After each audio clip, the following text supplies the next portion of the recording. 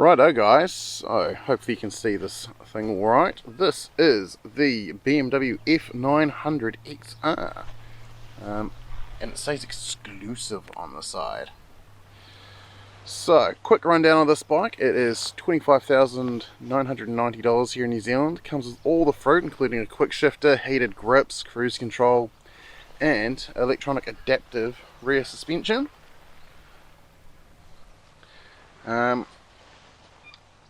Got a lot of springs on it. This is one of the things I noticed first. You've got a couple of springs up here on this really nice and easy to adjust windshield.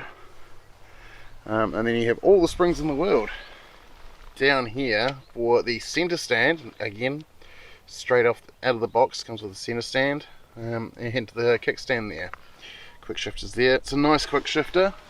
You can pretty much use it in lieu of the clutch in slow speed situations, which is nice. Styling wise, my wife pointed this out to me. It looks exactly like Bumblebee from Transformers when he's got his war mask on. So this bike is meant to be a bit of a sports tourer machine, and I've had it for the last almost week, and I think it definitely leans heavily on that sports side of things. Reason I think that is, while it's got that sort of adventure-y touring styling to it and its nice upright riding position, in terms of comfort, this bike's let down a bit in terms of touring. I wouldn't take this on more than an overnighter.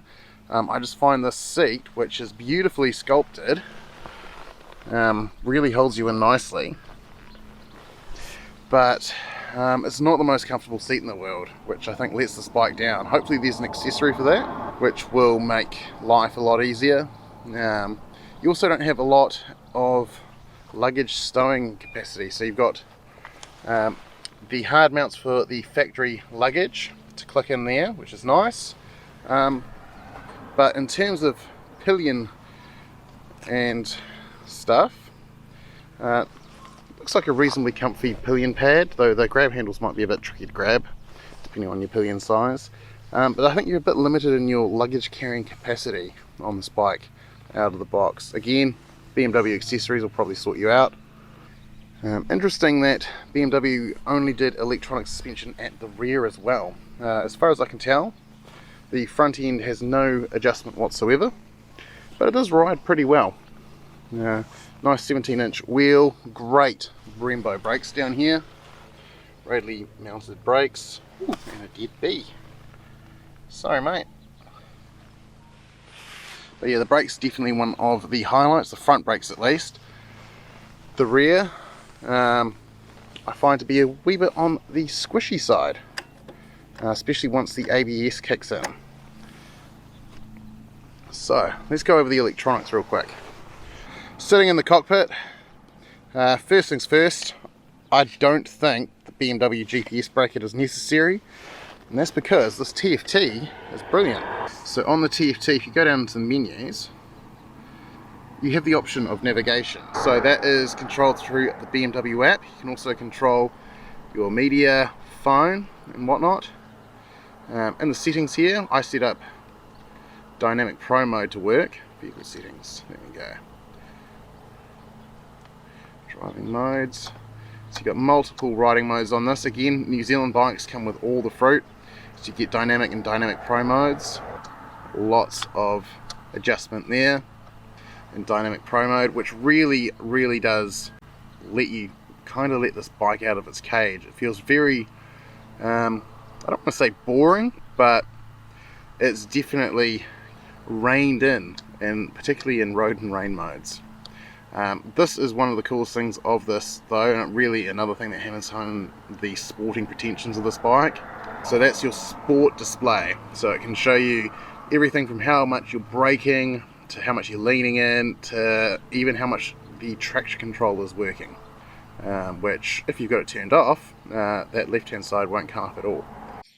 Coming over to the controls, it's your standard BMW switch gear. So your spinny, twisty, scrolly wheel, menus, your adaptive riding modes. I love how it's got the adjustable levers. I've got those dialed in perfectly, and heated grips. That's the brief overview of the F900 XR. So it's sort of the more attainable, probably more usable version of the S1000 XR. It's in that same sort of family. The engine is quite nice. It's got 105 horsepower, over 90 Newton meters of torque. You're definitely not wanting for more power, though because it's got that ride-by-wire throttle, you definitely notice when you change the rider modes just how much the power delivery changes. I've got it in Dynamic Pro at the moment, and it really sort of lets that engine loose where it feels a bit restricted in the other modes. Right, so I am pretty conflicted on this bike, if I'm honest. It's not a bike that's lit a fire under me that's made me really excited to go jump on it. It is what it is, really. It's a sporty focused bike with some touring styling going on. It's not a great tourer from what I can tell so far. Definitely needs a more comfortable seat in that regard. Your luggage, yeah, I think you're a bit locked in there, but I haven't perused the accessories catalogue. You can probably fix all the little quirks that I don't personally like about this bike, and they can be remedied in the aftermarket. But I think BMW should get a high five for this bike, because with everything going adventure, it's kind of like the car world going to SUVs. So the car world's all gone to SUVs because they're deemed more practical and more versatile. The motorbike world seems to be going that way too with adventure bikes. So bikes like this sort of are the new sports tourers, and even then they're dying out. You don't see a sports tourer really at all anymore. So make the most of them while you can. So thanks for watching. Don't forget the usual: like, subscribe, high five, and I will see you on the next vid.